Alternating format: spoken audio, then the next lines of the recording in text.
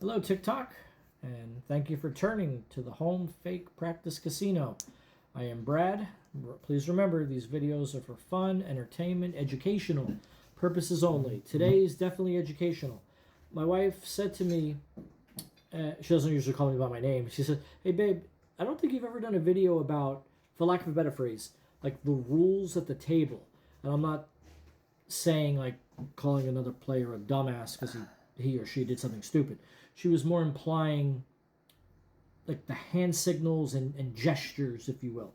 So I have a few scenarios set up. There's no rigging here. This is just for learning about, if you're a little bit, I hate to say beginner, but if you never really played blackjack, the same way I never really played chess before, you might have to learn some basics. So I just made up the scenario. I'll even show the bottom card because it doesn't matter. I put a queen. But the deal is showing a 7. We're going to start with scenario 1 right here. This only, ladies and gentlemen, this only. 8s. Don't split them against the high card. But against the 7, I would and you should. Point being, I don't want to say there's only one signal for everything because there may not be. A lot of dealers go like this, wiggle the 2 fingers, indicating I want 2 hands. In the heat of the moment, I do this, and I'm not saying you have to do this, but I do this. I'll be like, you see this hand? 2. This is the 2. So then the dealer will most likely separate them. You match your bet, and I put a few cards in here for fun. I'm sorry, I thought I did. I put some pictures. Yeah, here they are. So whatever, 218. So that's a split. And then what do you do when you're staying? You could verbally say it, but a lot of dealers know about the cameras. And as players, and I'm a player too, let's be honest, you kind of forget the cameras are there. You're just there to play and have fun and learn and do whatever it is you're doing while you're there. So you do forget that about the cameras sometimes. So a lot of the things that are done at the cage, for chip runners, for dealers, is hand signals. Because if you verbally say something, the cameras may not pick that up. So split, or for me it's split, and then you're even with a 20, sometimes dealers want to see a hand gesture. So no ma'am, no sir, no more cards. You're like waving goodbye, but it's like to the floor. So no more cards. So that would be this one. Kind of the same thing here. 17, you're not going to hit, which we'll get to in a moment. That'll be on this side. So again, 17, you're not taking any cards or anything. Just stay, wave goodbye to the floor. So that would be done. Now this one I thought about. Yes, this would be a double. I'm not going to say potential double. But please correct me if I'm wrong out there. I don't think there's a signal for double down. Now, sometimes dealers are going to know because it's 10 or 11, even though I don't say double on all of them. But usually I would think the gesture is you have your bet, your chips, whatever, and you just match it. You're doubling down. So whatever your bet is, you just match it. That might be the signal. You're just matching the bet. And you could ask for it face down. I like that because we all know if the dealer busts somehow, maybe not against a 7, but if the dealer busts and the card is face down, it doesn't matter what they gave you.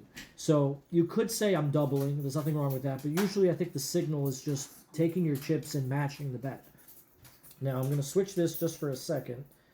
It doesn't matter. I'll pull out a 2 where, like earlier with the hitting here, there's no splitting, there's no double down here, but you want a card. You could sort of, I guess, do this. It's a little bit of like a scratch the table, but I'm not a fan of that one because it's the similar to the idiotic don't do it, surrender. Don't do the sideways one. Surrender is for quitters and uneducated doofuses. No surrender. So I'm not exactly a fan of this one. I think the way to hit or ask for a card is next to your hand, because for some of the tables you're not allowed to touch the cards, is tap 1 or 2 fingers, but tap next to your hand. So 8. Okay, 13. Against the 7, you got to keep going. 1 finger or 2 fingers. Maybe even your whole hand is okay too. I want another card. Lost the math. 19. And then hand signal again. Even though it's for the dealer too, it's really for the cameras above. Now this is for hands that you cannot touch the cards. However, if they have pitch, Pitch, pitch blackjack, where it's not like this, it's this, face down, and you're the player, and you get your 2 cards, you're the only player, only person, these cards don't matter. I told my wife I'm just going to deal them anyway. But the pitch blackjack is this one. You're the only player that knows what you have. Now, I'm going to move these for a moment. With your bet here, if you're going to stay, which I would in this case, 20, you just kind of tuck it slightly under your bet. That's it.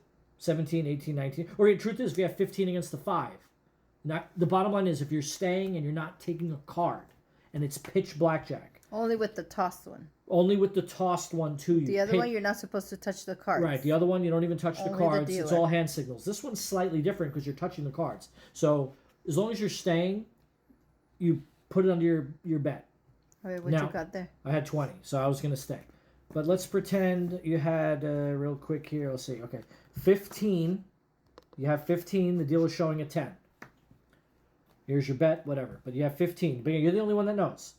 You know, you're not going to go like this. I mean, I guess you could, but the real way to do it for pitch blackjack is you're holding your cards and gently, don't bend them and, all this. Just gently, small motion, short strokes, kind of like painting. Just like scratch the table like there's a little flea or a little tick or an itch. So 15. Just a little tap. The dealer will then not so much pitch it anymore. They'll just put it down somewhere in front of you. A 2 or a 5, whatever the next card is. If you're good with that card, don't touch it. Don't touch it. If you're good, okay, 15. Hit. 5. Okay, I got 20. Now, these 2 cards, go under your bet, and you're done. The dealer will flip and go through it. And let's just say, we'll make it up. The dealer had 17 and stopped, or the dealer busted, okay? The dealer will reach out, take your cards, and put them next to the card you hit or took, and then add it up. And to make sure, A, you didn't bust, because the casino hates that. If you can make a mathematical error, that can happen, but you actually busted but put your cards underneath, the casino's really going to hate that. So the dealer turns them over, counts it, makes sure that you beat them, and they'll pay you out. Now, a split or a double is sort of the same thing. Now, let me I'll grab these 2 5s. So it'll be the same thing. You're looking, if you know you're going to split or double, it doesn't matter, but split or double, you're going to turn them over right away for the dealer. Now, obviously, in this case, we'll go with, 6 and a 5. Can't split that. But if you turn them over and the dealer sees an 11, they should know you're doubling.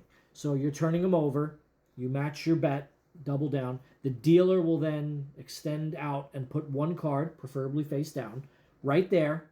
You could reach out and look at it if you want. I don't do that because I hope the dealer busts. And again, if the dealer busts, doesn't matter what they give you.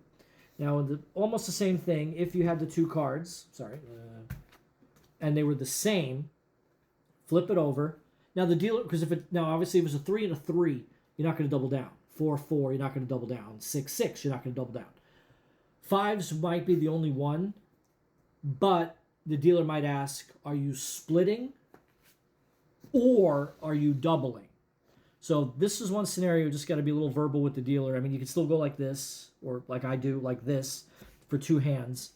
But just those are a few hand signals. Don't do surrender. Be willing to bust, please. I don't even want to show surrender, but I feel I need to be respectful of the game, and that's part of it, even though I don't agree. Let me know if I missed one. Please let me know. But if you have any questions, please let me know. That's what I'm here for. Good luck out there.